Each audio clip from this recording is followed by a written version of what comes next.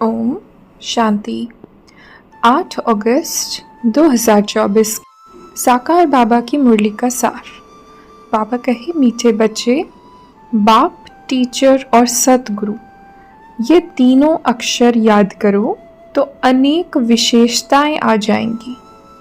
मीठे बच्चे, बाप, टीचर और सतगुरु, ये तीनों अक्षर याद करो तो अनेक शिफ्तें यानी विशेषताएं आ जाएंगी। प्रश्न है, किन बच्चों को हर कदम में पद्मों की कमाई जमा होती रहती है? उत्तर, जो अपना हर कदम सर्विस में बढ़ाते रहते हैं, वही पद्मों की कमाई जमा करते हैं। अगर बाबा की सर्विस में कदम नहीं उठाएंगे तो पदम कैसे पाएंगे? सर्विस ही कदम में पदम देती है, इसी से पद्मा पदम पति बनते हो। प्रश्न है, किस राज को जानने के कारण तुम बच्चे सभी के कल्याणकारी बनते हो? उत्तर, बाबा ने हम बच्चों को यह राज समझाया है कि सभी की यह एक ही हट्टी है, यहाँ सबको आना ही है। ये बहुत गुह्य राज है। इस राज को जानने वाले बच्चे ही सबके कल्याणकारी बनते हैं। ओम शांति।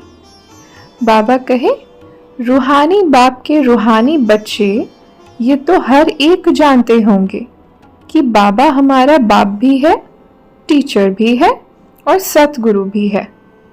बच्चे जानते हैं, जानते हुए भी घड़ी घड़ी भूल जाते हैं।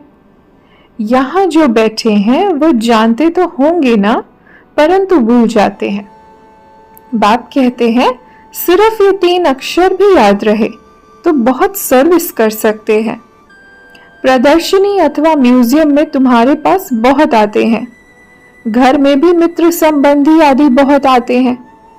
कोई भी आए तो उनको समझाना चाहिए कि जिसको भगवान कहा जाता है वह बाबा भी है, टीचर भी है और सतगुरु भी है। ये याद हो तो भी ठीक, और कोई की याद न आए। बाबा हमारा बाप भी है, शिक्षा भी देते हैं, वर्षा भी देते हैं, पवित्र भी बनाते हैं, क्योंकि पतित पावन बाप है। सिर्फ कहते हैं कि सबको यही कहो कि मुझे याद करो। बाबा की सर्विस में जरा भी कदम नहीं उठा तो फिर पदम कैसे पाएंगे? पदम पति तो सर्विस से ही बन सकते हैं। सर्विस ही कदम में पदम ले आती है। तुम कुछ भी ना पढ़े हुए हो, ये तो समझ सकते हो ना कि हम भाई भाई हैं। हमारा बाप बेहद का है। बाप आते ही हैं एक धर्म की स्थापना करने, ब्रह्मा द्वारा करते हैं।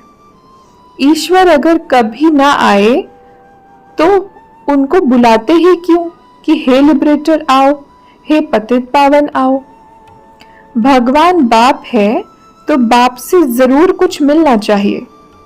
बाबा अक्षर भी ऐसा है जो उनसे वर्षे की खुशबू आती है, और भल कितना भी काका मामा आदि है, परंतु उनसे वर्षे की खुशबू नहीं आती। अंतर्मुख हो विचार करना है कि बाप ठीक कहते हैं। गुरु के पास कोई जायदाद होती नहीं, वह तो खुद ही घर बार छोड़ते हैं। तुमने सन्यास किया है विकारों का। नई दुनिया में जाना कितना सहज है। हम सन्यास करते हैं सारी पुरानी सृष्टि, तमो प्रधान दुनिया का। बाप से ऊंचते ऊंच पद पाना है तो पुरुषार्थ करना पड़े। पढ़ाई याद होगी तो 84 का चक्र भी याद आ जाएगा। यहाँ बैठने से सब याद आना चाहिए। शिव के चित्र पर भी तुम कोई को सुनाएंगे तो कभी गुस्सा नहीं करेंगे। बोलो, आओ तो हम आपको बताएं कि यह शिव बेहद का बाप है ना, इनके साथ आपका क्या संबंध है। सर्विसेबल बच्चों को सारा दिन ख्याल चलते रहते हैं। सर्विस नहीं करते तो समझा जाता है बुद्धि ही नहीं चलती, जैसे बुद्धू बैठे हैं, बाप को समझ नहीं सकते। पतित पावन बाप को याद करने से ही वर्षा मिलेगा। याद करते करते मरेंगे तो बाप की सब मिल्कियत मिलेगी।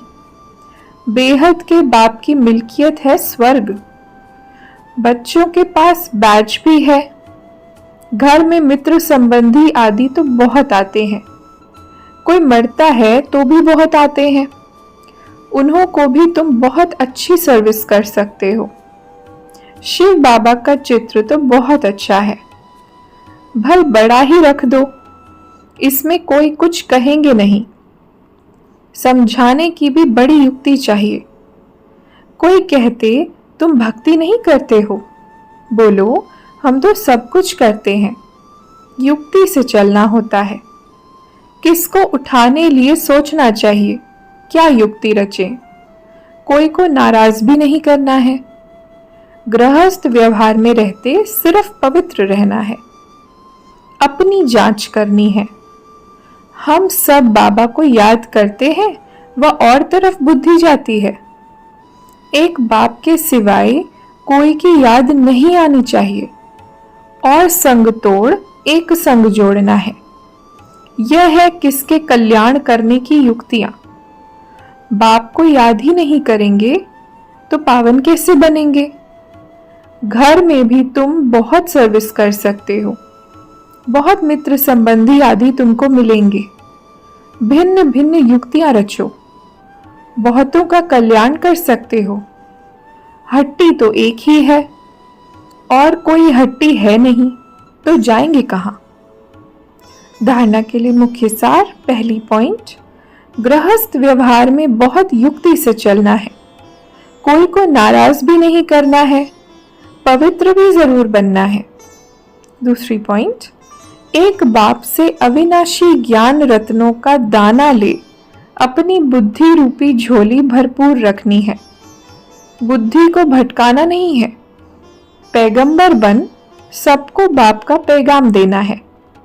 आज का वरदान, बेहद की वैराग्य वृत्ति द्वारा सर्व लगावों से मुक्त रहने वाले सच्चे राजऋषि भव। बेहद की वैराग्य वृत्ति द्वारा सर्व लगावों से मुक्त रहने वाले सच्चे राजऋषि भव। विस्तार है, राज ऋषि अर्थात एक तरफ राज्य, दूसरी तरफ ऋषि अर्थात बेहद के वैरागी।